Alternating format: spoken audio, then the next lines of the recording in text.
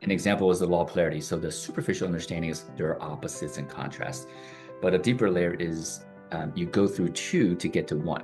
As you experience the contrast, you then get the wisdom from the data of contrast. The wisdom unifies the illusionary opposite, and you realize it's actually one content. But then when you start to live as the laws, you now go into non-dual, and you're literally rewriting the code, right? So you're no longer just playing the game of reality. You're literally changing the ones and zeros, which is like a whole nother game to play, which is epic.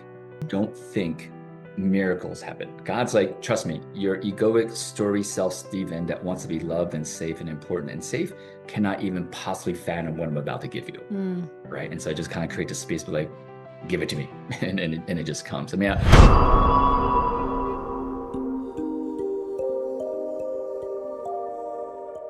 Hello and welcome back to Catalyst Talks podcast.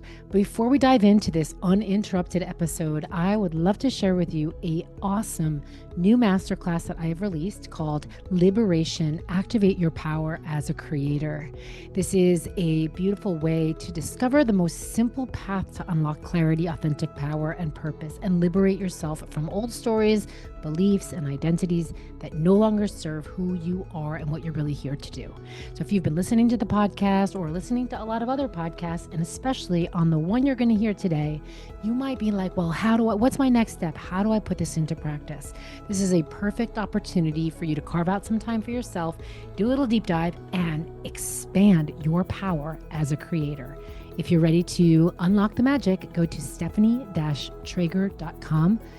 Please remember the dash, it's stephanie-trager.com, and you can download this free masterclass as a guided visualization for you as well, so you can activate your power as a quantum creator. Thanks so much for being here, and now enjoy this episode. Hello, everybody, and welcome back to Catalyst Talks podcast. Today, I sit down with my friend and my spiritual brother, Dr. Stephen Young, longevity expert, spiritual architect and evolutionary wizard. He's co-founder and chief alchemist of Immortal, and with just such a rich background. And Stephen blends ancient technologies, sacred wisdoms, and modern knowledge. His divine work is transformational, and we're here to call in the future, to remember the future together. And I'm really excited to dive in and weave in your deep wisdom on Hermetic philosophy. And as we unpack that today and more of who you are and what you're on earth to do at this moment, I want to just pause and invite all the listeners to subscribe, hit that thumbs up, comment if you're finding any value in this conversation at all. And it's going to be, I know it already, it will be a very important conversation. So please share this with the world. All right. Thank you so much. And thank you, Stephen, for being here. Yeah, super excited. I mean, whenever we chat, whether it be on a podcast or just offline or at an event, it's just literally like magic happens. So excited. Yay. Yeah. And so Stephen was a guest. You were here maybe just 3 years ago. It was 2022, I think. No. We had shorter hair and the world was different. And so folks, if you want a background, you can search our podcast for the last episode with Stephen. Yeah, but what I would love to do is start off in the shallow end on the spectrum of polarity. How are you, and what is top of mind for you right now? You know, I feel like I'm for sure living in, so far, the most miraculous moment of my life. And actually, now that I think about it, I really attribute that to you, because it really started after the Kogi sort of pilgrimage that we did in December of 2023. That sort of like sparked a shift in the trajectory of my life. And so I've just been riding that momentum. And, in 2024, I actually stopped all of Stephen's intentions and goals and desires and just like served and volunteered with different organizations. And yeah, from that, like, it's almost like when I let go of what I want, even more miracles happened in my life and things that started coming in beyond what I could ever dream of, so I'm just riding that wave. So yeah, and really top of mind, I'm really feeling that this sort of utopic ideal future wants to come, and that energy is just waiting for like a cohered ideal frequency container to come in. And so I've been working with a lot of organizations simply by shifting their languaging and their frequency of the founders, literally like business takes off. So I'm kind of seeing that happen, which is it's great. It just gives me tremendous faith in that this ideal future is on its way. Mm, I love that. So the deep embodiment of the wisdom. And for folks who don't know you, I want to give some context. I've been sort of called out for just diving into the deep end with folks, and it's like, well, who is this person, and what's the deal? So yeah, you're now in the full embodiment, right? And so many people on the journey, we're intellectualizing, we're learning, we're taking in knowledge, the 5 steps to blah, blah, blah. It's very different than in the embodiment and the true trust and faith and knowing and that visceral feeling of the energy and the frequency of future. So take us back to the past and who were you then? And how'd you get Yeah. to here now? Yeah. So I just sort of, briefly summarize, I guess, the life journey. So since I was 5, I remember for the first time when I was 5 having this, I used to call them downloads. It was like a voice or a knowing that came into me that was distinctly not my internal voice. And essentially, when I was 14, was sick of being sick, kind of suicidal, held a knife, was about to commit suicide. And this voice came and said, don't do it. And it said very specifically, which is strange at the time, the only difference between you with Bill Gates and Martin Luther King, there were 2 names that came, is that they think differently. And so I, at 14, it was embarked on this journey of like, how does one think? And so the first studies were like programming the subconscious mind. And at 16, someone gave me the Bhagavad Gita, so like first sort of spiritual text, and started meditating, and started experimenting with psychedelics back then for about 2 years. And over the years, just leaning into my passion of like, if I'm interested in something, I'm going to learn everything I can about it, right? And so over the years, picked up degrees in like biomechanics and physical therapy, had a clinic, treated 9,000 patients, which gave me a tremendous amount of experience, like relating to humans deeply one-on-one. Yeah. And from there, really, I would say in a lot of podcasts, about 16 years ago now, basically, I got a massage in my own clinic in New Jersey. And then I got a text message a minute later that said, how was your massage, from someone here in Texas? And of course, my response was like, how do you know I just got a massage? And her response, again, changed the trajectory of my life, which was, your soul told me. And so that was like undeniable experience that there's some other reality beyond science that is happening that I've read about, but I have not lived as. And so the last 16 years, I devoted my life to live as, right, these Hermetic principles that I stumbled upon and other ancient wisdoms. And living as the principles and wisdom is different than understanding it intellectually and applying it. So it's a slightly different context. Yeah. And so along the way, worked with magical humans, 400 plus entrepreneurs over the last 11 years, just kind of guiding, sort of these wisdom keepers of the world towards their own unique expression of their lives. And so I love the very specific point of living as versus place of living, of processing. And that's such a nuance for folks, And so like when you're experiencing that, like when you fall off that, do you fall off that anymore? I mean, if we just apply Hermetics, I have to be off of it for me to discern that I'm on it, right? Because if I never fall off of it, I wouldn't even know that I'm on it. It would not even be in my awareness. And so first and foremost, when I am off of it, what if I'm just essentially using, like the Western world, we use things, right? So you can use the Hermetic principles, or you can use a hammer, right? Whereas I think indigenous humans like live as it, right? Because they know it's an interconnected relationship and not just a tool. And so whenever I do just use it, right, which happens all the time, I'm like using my mind to unpack, even now, right, with the law of polarity. It's just grace. I just understand that, yep, there are moments where there is no mind and I'm able to harmonize polarities without thought. That's living as the law. And as soon as I speak about it, of course, now I'm jumping into the intellect because I'm having to explain it. So I'm not living as it as much. I'm sort of describing it. So there's a separation. And I just give myself grace when those moments happen. Yeah, the human experience. And so I was just recently backpacking, like yesterday, a few days ago. Nice. And yeah, being out in the wilderness where you're sleeping outside, you're eating outside, you're bathing outside, you are nature, and it is the ultimate reminder that we are nature. And it's not like I am on Earth or I am a part of nature. I am Earth because Yeah. on Jupiter we look like Earth, right? We're not.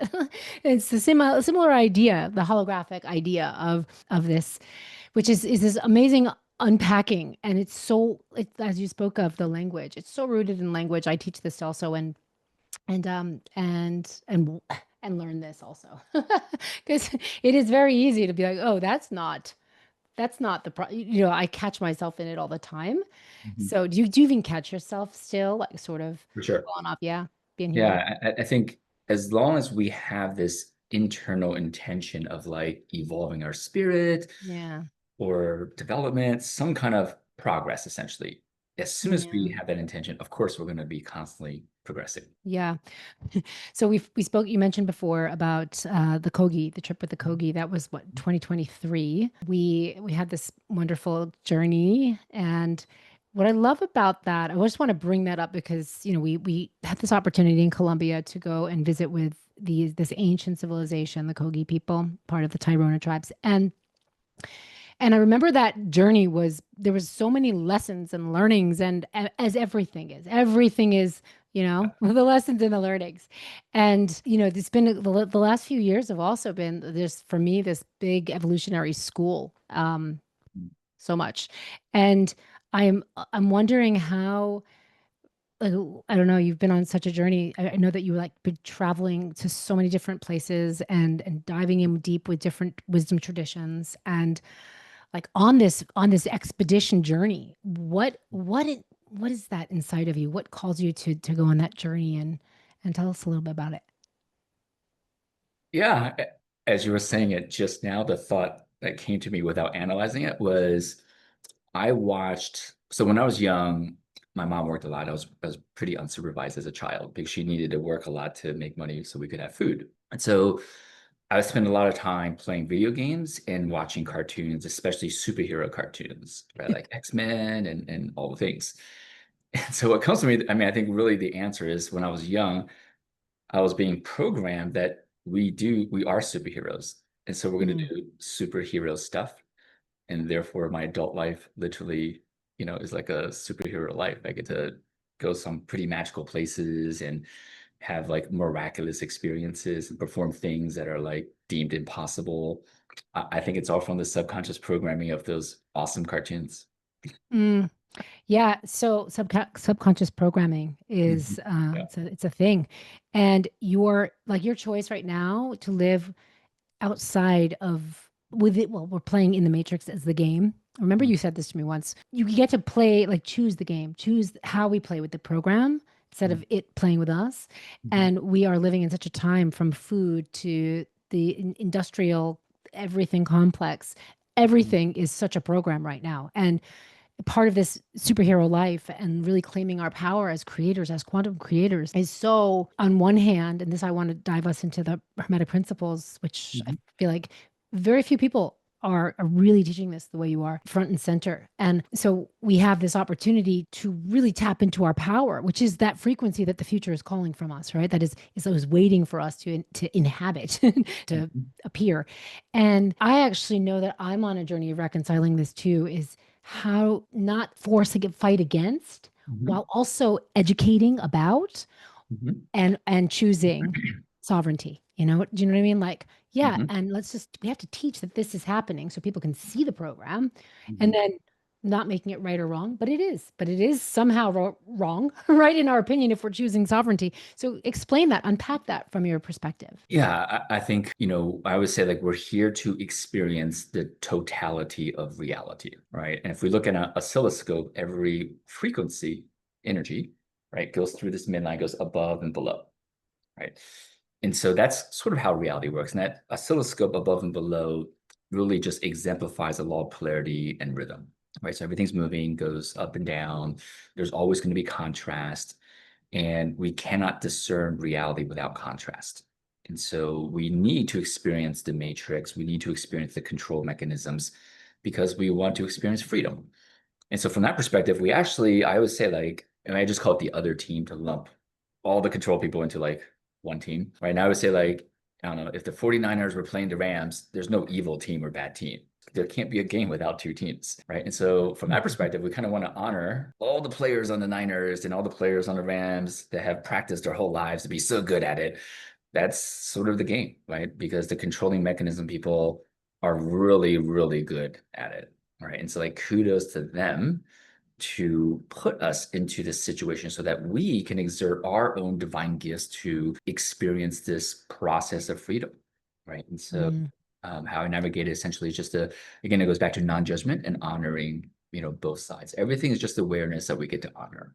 Every day it's a weaving of the principles. And when you live as them, it's no longer like separating the principles, and you're also teaching them. So like when you're talking to someone, are you like constantly, let's give people an idea what the principles are, because people listening might not have any idea. So yeah, take us on a little journey of the Hermetic principles. Sure. Yeah. I mean, in general, they were derived from the Emerald Tablets, which has been scientifically measured. It's not like mythical, validated. These Emerald Tablets, the Emerald Tablets exist. I actually have a replica of it, sort of next to me over there in the wall. And, written by Thoth. And again, I would say like if you only believe in modern day narrative, Egyptian history. If you go beyond that, it's like Atlantean history, right? Which just means it's not just like 3, 4, 5,000 years old. It's like 35 plus thousand years old. But either way, the tablets exist. We were able to derive these Hermetic, principles or laws from them, and there's 7 of them. Yeah, I mean, I'll just quickly go over the laws. Like I'll name the law and I'll just give like a 1-sentence summary of it. And if we want to unpack any specific ones or combination, we can do that, right? So there's the law of polarity, which just means everything has contrast, opposites. There's a law of rhythm, which means nothing in the universe stays still. Everything has a rhythm. There's always movement. There's a law of cause and effect, which just means everything is input output. Nothing is crazy or weird. When we speak those languages, our brain no longer seeks, right, and tries to understand sort of the cause and effect. Law of gender, masculine, feminine dynamics and everything. Law of vibration, which means we might feel separate, like laptop Stephen, but really we're in one sea of vibration, right? So the law of vibration is like, it's the drop in the ocean is also the ocean. That's what the law of vibration.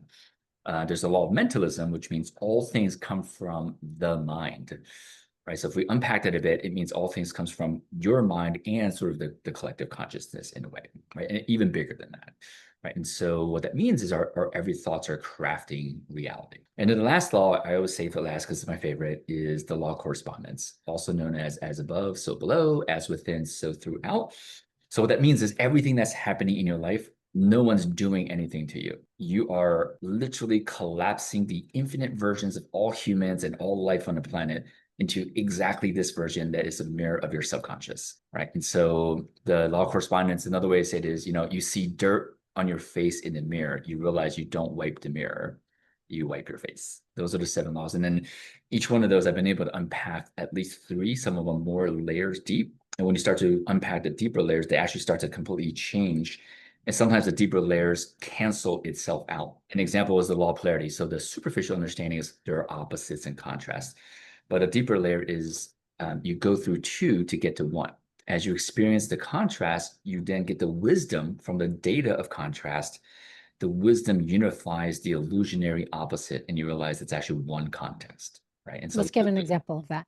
Sure. Yeah, the one I always use is easy to sort of grasp is hot and cold. It seems like opposite, but as a human experiences such a wide range of different degrees of temperature, you realize they're not opposites. They're just varying degrees of temperature. Or we can say with chemistry language, the molecules are just vibrating at different speeds relative, right? And so it's a relative unified field of vibration speed and not as much fast or slow or hot and cold. We just have that language.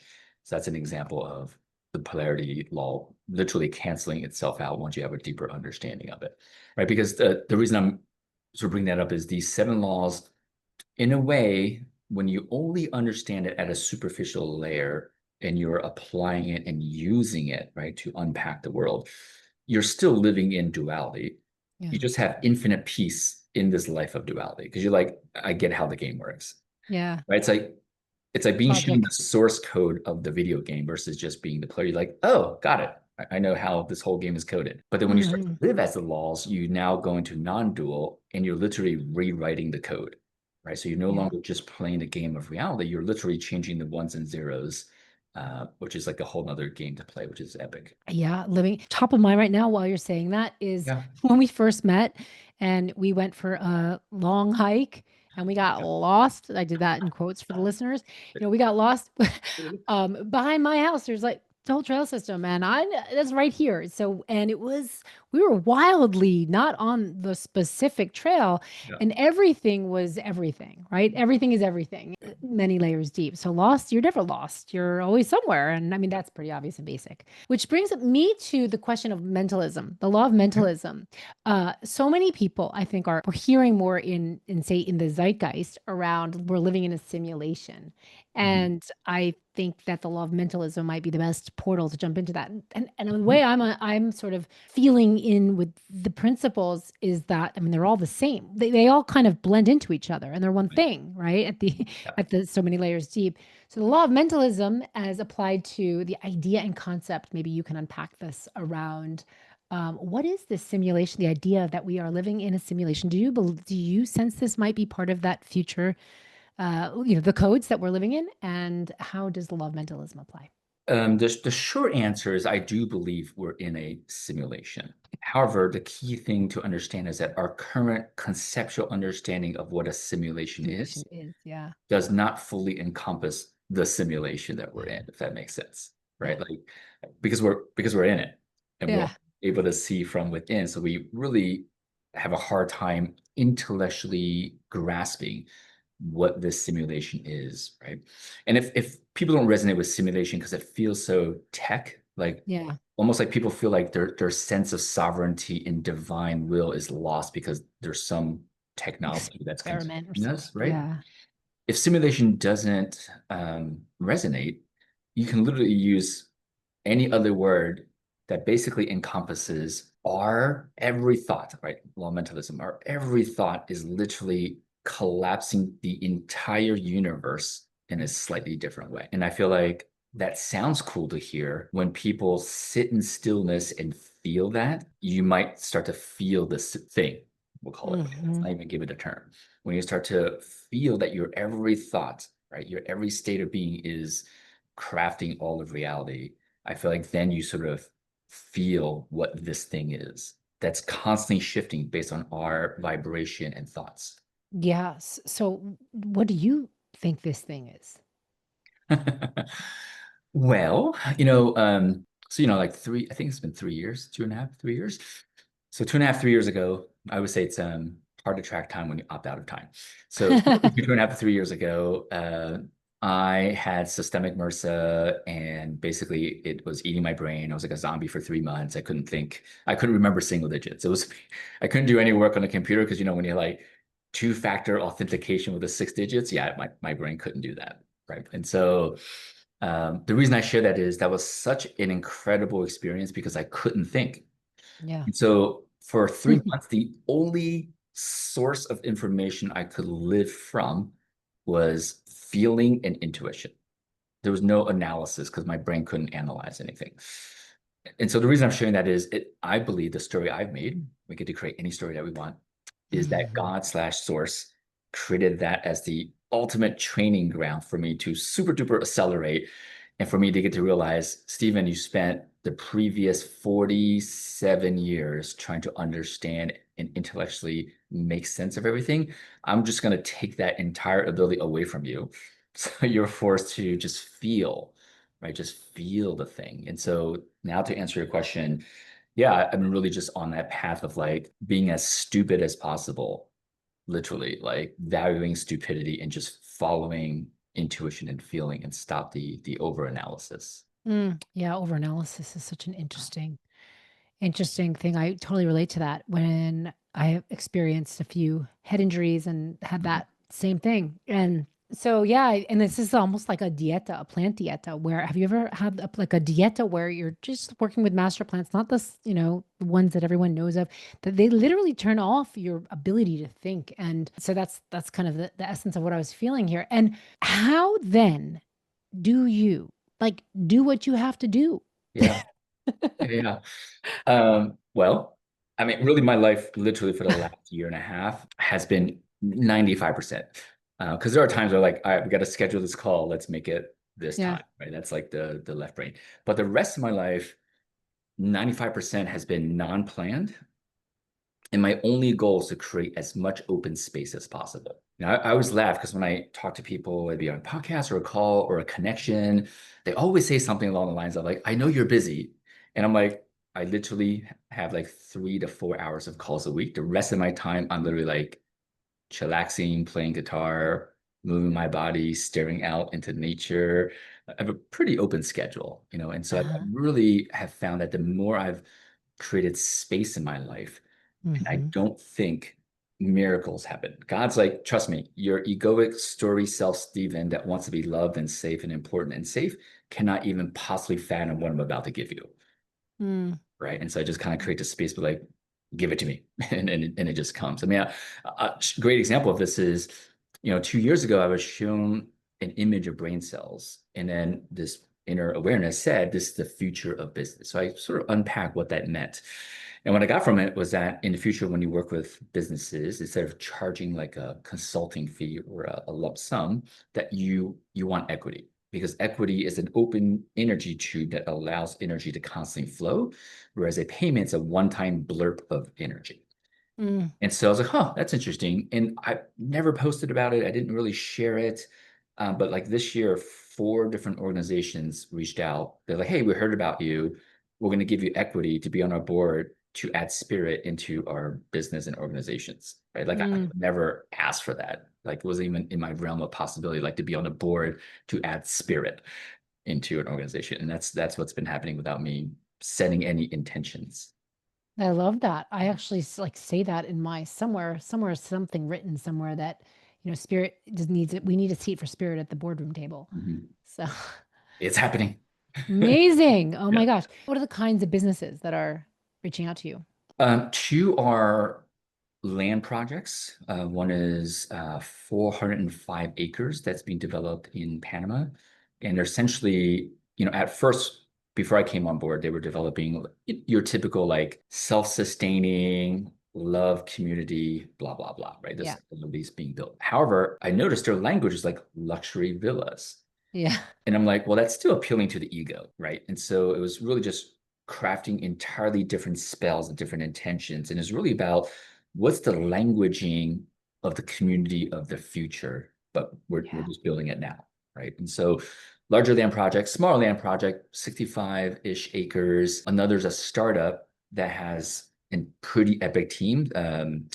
The team members, I'm really excited. The team members that we recruited have already grown exactly what this wants to be for other businesses as like the CMO, the CFO, like the founder poached the lovely humans because her vision is so grand. And essentially it's a 40,000 plus square foot facility, like, like a Equinox, right? Like a gym, but it's not a gym. It's a bio loving center, right? Oh, And I love each floor has a different element, air, water, fire. And my role is again not only to add spirit but to completely change the relationship that a person has when they walk in the door to a facility, right? So Mm. most people when they go to a facility, it's the something's wrong with me and I want to improve it. It Hmm. perpetuates the illusion that there's something wrong with you. Yeah. And so we're going to completely change that to your divine perfection. And it becomes more of a curiosity play exploration thing. Even if you're doing, some of our mortal chambers or any technology, it's still the relationship is like an exploration and not a fixing. Mm. So tell us about the immortal chamber. Yeah, yeah. So roughly 15 years ago, when I was still treating patients, I was always looking into how to like be better at what I do, of course. And so I was like, oh, there's definitely certain technologies proven individually to speed up healing. And so I got like a PEMF, pulsed electromagnetic field machine. And we saw that, decrease inflammation and speed up healing a little bit. And, I used to teach physiology to doctors. So I have a pretty good understanding of chemically how we work. So I was like, oh, if the PMF can increase every cell's ability to pass nutrients through the cell 40% better, that means anything else we're putting into the system gets into the body 40% better. And so then I started stacking red and near infrared light, and people breathing hydrogen gas. And we were literally, I mean, one patient, the fracture healed in 11 days instead of 8 weeks. It was Mm. incredible. And so about 5 years ago, a business partner, Brian Leggett, who's my co-founder of Immortal, came. And at the time, we were developing a workstation to change and revolutionize how people work on the computer. You actually become more healthy while you're on the computer. And he was at my office and he's like, hey, what's that contraption in the corner? I was like, oh, it's this stuff I rigged up. He's like, can I try it? I was like, sure. He gets in, he comes out 30 minutes later. He was like, I felt like I just slept an entire week. I feel so rejuvenated in 30 minutes. This is epic. Let's pivot. Let's pause the workstation and let's work on this device. And really, from that point on, he did like 99.9% of the work. And he has an engineering background. He just knows how to make things beautiful. So he basically took the seed initial 3 technologies. Now we have 6, and it's this beautiful machine that is all over the headlines these days because it's getting out there. Like the athletes are using it. I just talked to someone that said they literally noticed that they show up kinder to and with their children since they've used the chamber. And so it's beautiful to watch. The concept of the chamber is to put all of nature's energies in its multiple forms, like sound, light, vibration, electrofrequencies, magnetic fields. It's basically putting all of nature's various forms of energy back into your system. And your system has an infinitely intelligent design to take the resources and restore itself. Right. And so that's the premise of the chamber. And around 10 to 15% of people will say they've had the most spiritual experience of their lives inside. Another person just said he totally had like multiple conversations, multiple sessions, multiple conversations with his deceased mother that really helped him restore some of the childhood irritations with her and all that stuff. So, yeah. Wow. Yeah. It sounds like it takes you exactly where you need to go for the Exactly. recalibration. Yeah. Yeah. The energy just meets you where you're at. So Yeah. so it's like it's a sovereignty thing, right? Because we're not trying to force the system to do anything. We're just like, here you go. Here's nature. Remember, you are nature, and miracles happen. I love it. I was just backpacking in the mountains and really far out, really far out. It takes you gotta have the will to go there with a bag Yeah. and sleep out there. And I haven't not experienced the chamber, the immortal chamber. I have experienced you speaking of it and the frequency you put, like when you speak about it, I can feel it's not even intention. I can feel what it is. And I was out there and I had a moment where it was like, even the silence, the feeling of silence is so visceral, and the feeling of every aspect of nature, every dimension of nature. And I was like, this must be what the immortal chamber is built on. And it was such an upgrade. I had a massive recalibration in the woods, but and everyone can't get there backpacking. 4 days. Yeah, for sure. The preferred method, which is widely available, is just to go into nature. And some people they're still operating in the I don't have enough time reality. Of course, you can go into the chamber because really in 30 minutes, sometimes I say, like, based on the math of the electric frequencies and the power that's going to the system, like a minute in a chamber would be like a few hours in nature. That's the amount of energy because we're pumping 10,000 volts of current into your system. It's like super intense nature's energy all at once, but in this incredibly immersive experience. And so it works well for people that are still operating in the short on time sort of reality. Short on time reality. I love that. The future, the reality there are people, we really feel this feeling of the future speaking to us, the future, remembering the future. I guess this ties together with what you were just talking about, when I ask you what's top of mind for you, how there's this frequency in the future that is sort of waiting for people to activate some vibration, to live into that, to receive it. And I wonder if you're also seeing there's people, we are at that octave where we see that. And it's not everybody. So what do you feel like? What is that distinction? Why do some people see and feel this viscerally? And it's obvious, like we're remembering the future. And it's very tied to our capacity to recognize the ancient past. Yeah. And so I can explain from almost in a way like a non-dual and a dual context, right? I would say, like, because we are energy, which is this non-dual oneness thing, and we are physical matter, which is this separate dualistic thing. So from a non-dual, I would say the story that I've crafted, and again, anyone can craft any story that you want, reminder. So the story that I made is, we are an aspect of source or God, right? And law of correspondence, like we humans literally make biophotons. We literally manufacture light that emits away from us, right? And so we're like the light particle of source / God that has been made, and we've been emitted into Earth. And we think we have a purpose. Our ego likes to think we're going to like do this and do that. But my story really is we're just here to experience the totality of reality. We're just experiencing everything. And source or God would want infinite variations of this experience so that it can experience itself in infinite variations. It would not want all the particles to bounce exactly the same way because then it would defeat the purpose, essentially. So within that non-dual context, and for sure, we're going to have people that can experience it at a certain octave, certain people at a different octaves, because God will want to experience all the octaves, right? And so like Bob and Jen, you take care of that octave, and Tom and Susan, right? So that's sort of the non-dual. From a dual perspective, I would say our separate egoic self, which is also through the law of mentalism, sort of creating reality. For us to feel our individual self, we must create contrast. So we must collapse versions of humans that are at different octaves than us so that we can discern what octave we're at. So that's sort of the two answers. So explain collapse for folks that are new to that Yeah. concept. Yeah, essentially it's a little bit of quantum mechanics, double slit experiment. For anyone that hasn't come across a double slit experiment, just go on YouTube and type that in. So it's a must watch. Essentially, we now know that when particles are not being observed by a human, it forms like a wave. It's just a wave of energy. And the moment we pay attention to that wave, it becomes a particle, right? So the predominant, and this has been shown, like verified scientifically at a microscopic level. And so in theory, the entire world is literally just one sea of light. And it's our consciousness that's collapsing, slowing down that light wave to be slow enough that it becomes physical matter. And that's done through our consciousness.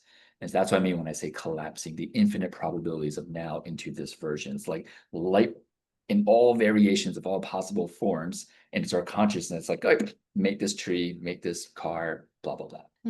And if someone says, I want to change my life, how would you explain, okay, collapse the reality of what you're experiencing and choose something else? Yeah. I always remind people that if I just use a very technological metaphor, we're like a supercomputer. Our computing power is way more advanced than actually anything that we'll make. However, our thinking mind, like our story making mind of what we want in life, it's our conscious mind, only has a computing power to process between 8 to 200 bits per second. Our subconscious, right, which doesn't use words or stories, it's more pictures and feelings. Our subconscious mind can process between 200 million to 400 billion bits per second. Guess which one's actually running your life? It's your subconscious, right? And so this is why a lot of people like, I'm doing all my affirmations, and I wanted more abundance, which I can get into that illusion, and it's not happening. Well, it's because it's only happening. You're only trying to change the 8 to 200 bits part, and your 200 million to 400 billion bits parts has not been touched. And so for someone that wants to change their life, my first recommendation is you honor the current, right? Do not come from a fixing or improving mentality, right? And the reason, again, my story is if source, infinite intelligence, God, universe, whatever you want to call it, spirit, created, divinely orchestrated every moment, how dare we say to this intelligence, you made a mistake, right? So probably honor it, like, thank you. Like, what is the gift of this current suffering that I'm feeling, whether it be heartache or financial? There absolutely is some type of gift, right? So just allow yourself to hurt and then feel the gift of the hurt with grace. And then from that moment, then you go, okay, let's work on the subconscious. And there's all kinds of different subconscious processes out there. So right. And then so what about, there's two things I want to ask you. One is about the soul. Before we get there, okay. You mentioned the illusion of abundance. Yeah. So the other team is and just healing. as intelligent as this team. And the other team, so any controlling force, the best way to control someone is to control them in a way that they don't know they're being controlled, right? Because they can't fight back. It's out of their awareness. And so the other team knows this. And what I see is that in this, what I call New Age Western spiritual teachings, the other team has implanted a ton of their programs into this ascension enlightenment training that people are on, and it's actually designed to do the opposite.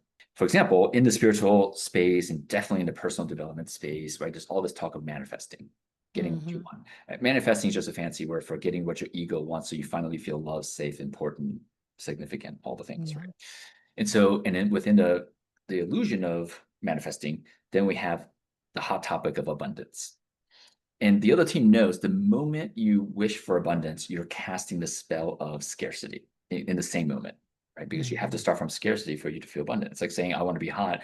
It implies that you're currently cold, right? And so they know they're literally, you're basically helping the other team craft this reality of scarcity, right? And the other thing is, even if you make it to abundance and you felt like you've won and you've quote unquote succeeded, you're still being trapped by the control mechanism. Here's why. If you knew that you were interconnected with all life, abundance can't be a thought, right? Like I would say, like a drop in the ocean, when it's living as the illusion that it's just a drop, would ask for more water, more drops of water, right? So it can be a bigger drop, step into its full power. The moment it realizes, oh my God, I'm the ocean, it wouldn't ask for more water. Yeah. And so the abundance scarcity pendulum, whether you're succeeding or failing at this right game, still traps you in the illusion of you're separate from all life. It perpetuates that, right? And that's a huge aha for people to realize. They get to question the what I call anything that's become very mass media popular. You might want to question it. There's a reconciling in there a little bit, because in the sense of an affirmation is like left brain, intellectual mind attempting to tell a different story. How do you coax somebody into the embodiment? And like when you're, I am wealthy as an affirmation, reconciled with what you're saying is very different. There's a different energy about what you're saying. So unpack that. Yeah, for sure.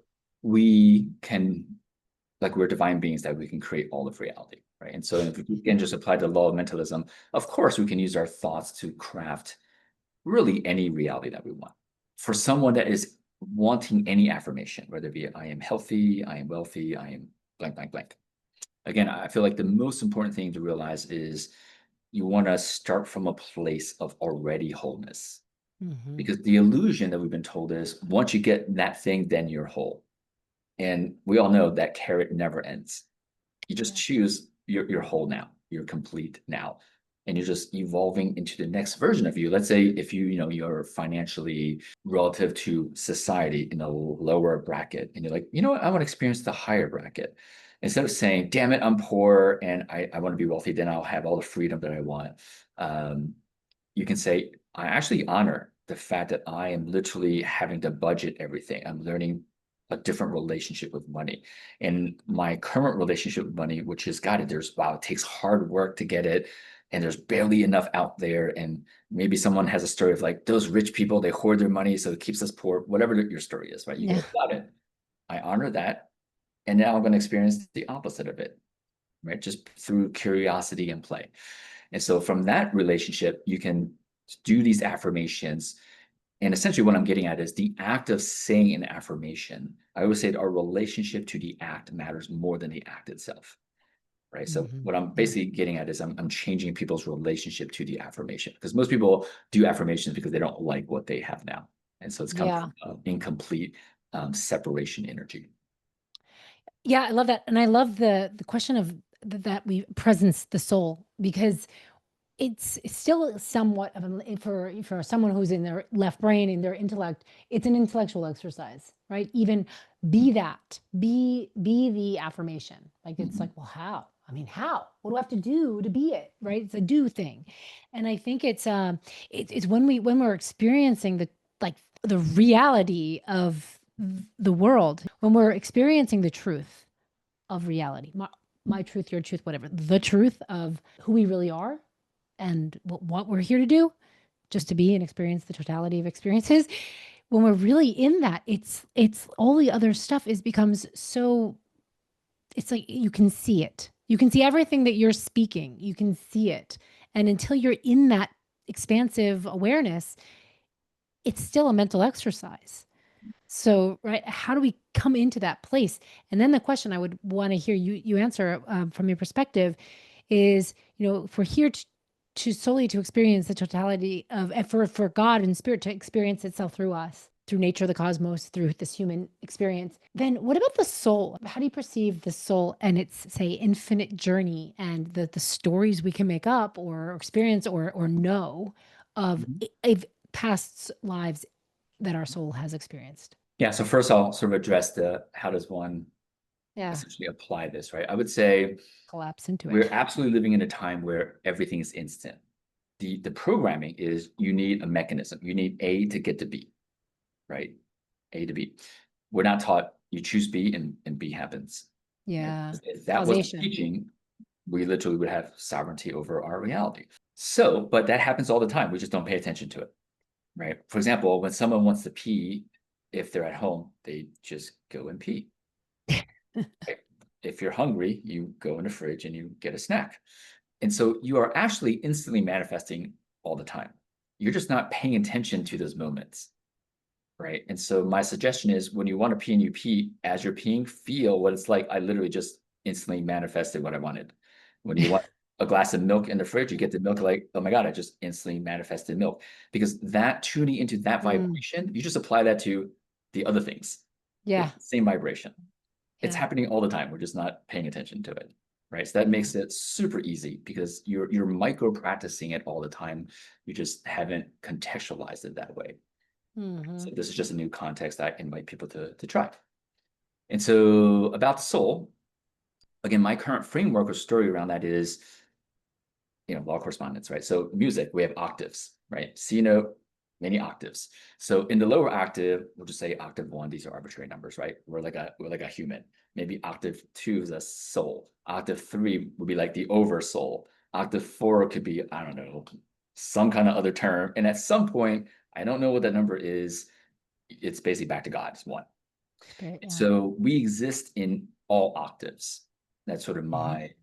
my context right now, and that any change in any octave is going to affect all the other notes because they're all harmonizing, right? And so this is why you can do deep spiritual soul work and like your body shifts. Vice versa, you can do physical movement and like reveal the grandest inner awareness about your soul and spirit because it's Hmm. all really one happening simultaneously in different octaves. And so now it just becomes a game of like, how do you want to play this game? How do you want to play this instrument, right? With these different octaves, and you get to choose, and there's no right or wrong way.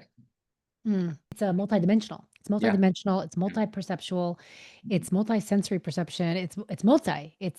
And I love what you said about, getting from A to B. We're trained this to that. The non-linear is actually linear. It really depends on your perception of Mhm. linear, right? Which is everything you just said. Which Hermetic principle applies to that? Most things are a combination, right? So obviously cause and effect, Yep. law of vibration, which means as we shift our vibration, the external world shifts instantly. Law of mentalism, right? As our thoughts are different, we're literally collapsing waves into that version. So I would say at least, those three laws without over analyzing it are at play. Hmm. Beautiful. Beautiful. So now let's take people on a journey to Mhm. that future octave, that frequency that wants Mhm. to experience itself through us and, explain that a little bit. And then, yeah, what do you see as the portal that's going to ripple? Yeah. I was shown this about 7 years ago that these communities are being set up. And those of us, right, that have the intention of evolving our spirit, experiencing the fullness of life, and we're opting out of Neuralink, right? We will telepathically communicate through our innate ways versus using technology that we've created to do it. We will live inside of these communities, right? And we're going to not live in one community year round. We're going to be like a couple months here, 6 months there, 3 months there, because there will be this sort of AI, if you will, that will say something along the lines of, hey, next year between this month and this month, you might want to go and live there for 3 months because we know the other people that are going to be there have similar resources, interests, passions, and you have synergistic skills and all the things that can build something epic, right? So it's going to help coordinate. And that each community, there isn't necessarily like teachings or a class or definitely not like a guru. but the entire container of these communities basically vibrate divine perfection, love, wholeness, unity. And others from outside of the community are welcome to come. They can spend a day there, you know, they could maybe do like a weekend or a week, whatever. And what will happen is the outside world that hasn't learned that vibration will come in, and it will literally be automatically embedded with that frequency of unity, wholeness, and love. And when they leave the community and go back to the external world where it's about separation and you're not there yet and you're messed up, that frequency starts to like pervade into their family and their space and their coworkers.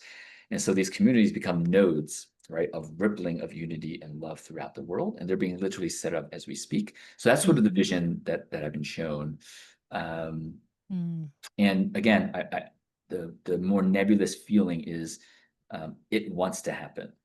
You know, there's enough of our humans, you know, maybe 144,000 on the planet that have like used the law of mentalism essentially to craft this, that this energy wants to happen. And it's just patiently waiting for, again, the container. It's like, yep, that's the frequency of the future. Let's go there. So what is your relationship with extraterrestrial or interdimensional beings? great question. Well, Recently. yeah. Well, I mean, the first, this is maybe like 20 years ago, for sure, I definitely had like a visit. Woke up in bed, I was completely like paralyzed, I couldn't move, and I saw these beings, you know, move around. And then more recently was, you know, training in Ecuador with this shaman that was co-parented basically by extraterrestrials. And so in the training, for sure, many different extraterrestrials came into the space and interacted with us. Yeah, so they're, and you know, and we had the former director of CIA here in Austin about 4 months ago at someone's house private event. And there's been other events here openly talking about, of course, the US government has been working with extraterrestrials, right? And so if anyone listening to this is like, that's BS, I think it was February of this year where it was like the first time they publicly shared with the world, yes, the US government has been working with extraterrestrials, right? And so Yeah. they're here. I mean, they're here. They're just able to phase in and out of this dimension at will.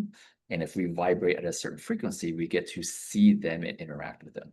So Yes. yeah. Yeah, definitely. Definitely. And like everything, there's teams and there's narratives and there's Yeah. stories and all the things. Yeah.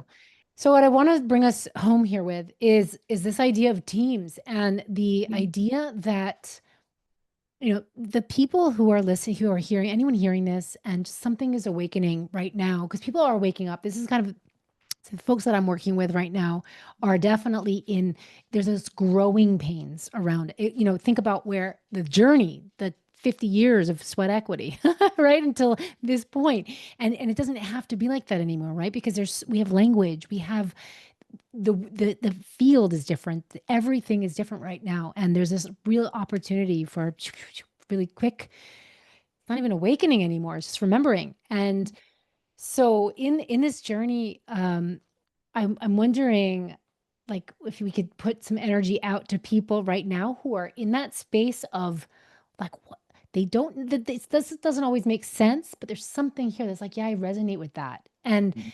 and I think this comes back to that idea of the knowing, right? You just have that knowing, Mhm. and how do we really listen to the knowing and discern that yes, we don't need. This is telepathy. We don't need, Mhm. to prove it. We don't need evidence to know. You can know because you know. Mhm. So, what would you say? I mean, I don't know what really a question is. I'd love to hear you just participate in this game of Sure. activating the knowing Mhm. in folks right now. Yeah. You know, I was on a podcast, I think it's been 2 months now. And I was reading through some of the comments of the podcast. It's on YouTube. And there were a few comments where people said, I actually don't understand what Dr. Steven was talking about, but I feel like I fundamentally shifted. Mm, And so my advice to the listeners is that for both of us, as we're speaking, there's an intellectual way to kind of take all this in and make sense of it. However, given who we are, we're of course both broadcasting a certain frequency right, as we're, talking, that is deeply transformative. And so if someone's listening to this, maybe they go through it the first time, like, oh, I get it. It'd be fascinating to listen again and now just simply be with it versus trying to understand it. Or if you listen to it, like, I don't really understand what was said. I couldn't get that context. Again, go Yeah. back and listen to it without trying to understand. You just like feel what the body is responding to versus what does it mean. And so this way you're experiencing from a somatic, subconscious, electrical system way, and not just purely your intellect. Yeah. As the stories come in, as narratives come in, as like an old meaning making lens comes in, Mm. allowing yourself to just jump into a different reality. Because you can, as you've said this whole time, you can choose your story. You Yeah, can choose your story. Do you tell a different story on your intros now than you think you might have like 3 years ago? I think so. Yeah, I feel Yeah. like, my current story around that is there's so much change happening because we talk about like the technology AI has like hockey stick, like beyond exponential. Well, if one thing is beyond exponential, it means everything's happening beyond exponential. We're just paying attention to that one thing. And so change is happening. Things are dismantling all around the world right now, like literally Big beyond time. exponential change. And so with that, I believe, a lot of people want to ask me, hey, what can I do for you if I sort of help them, right? And my answer always that they force me to answer is always pretend you've never met me and meet me for the first time, Mm. right? Because we're evolving and changing so fast So good. that people still have an older story about that other human that is anchoring them to the older version. Mm-hmm. And so the greatest gift is like pretend you don't know them and give them complete space and freedom to be who they are in this moment. That's beautiful. That is so beautiful. I think that's actually quite medicinal if anyone would need Mhm. medicine for any reason, but we don't need anything. No, right. No, that is really medicinal for a lot of ailments in the mind that because so much of it is projection and so much of it is what we think other people think about us and all the other stories. So yeah, meet me for the first time. Well, Yeah. thank you, Stephen, for meeting me for the first time. We've had a journey. I love you. I love you. I love you. Oh my gosh. And thank you for Love meeting you. me first time here and for sharing your wisdom with everybody and modeling what it Mhm. is. There's so much talk about the things that we're Mhm. saying here and imbalance. And I have to say it's beautiful to witness your evolution and just the expression and sharing and and true embodiment. So Mhm. thank you. Yeah. Thank you. Thank you. Your attention means the world to me. Thank you so much for listening. If you've enjoyed this episode, I have one ask. Please head over to our YouTube channel and subscribe. Give us a thumbs up and comment on the episode. You can also find all of the podcast platforms and show notes at catalysttalks.com. And again, please subscribe and review. It really helps us out. And remember, there is so much more happening in the invisible. So be true to you.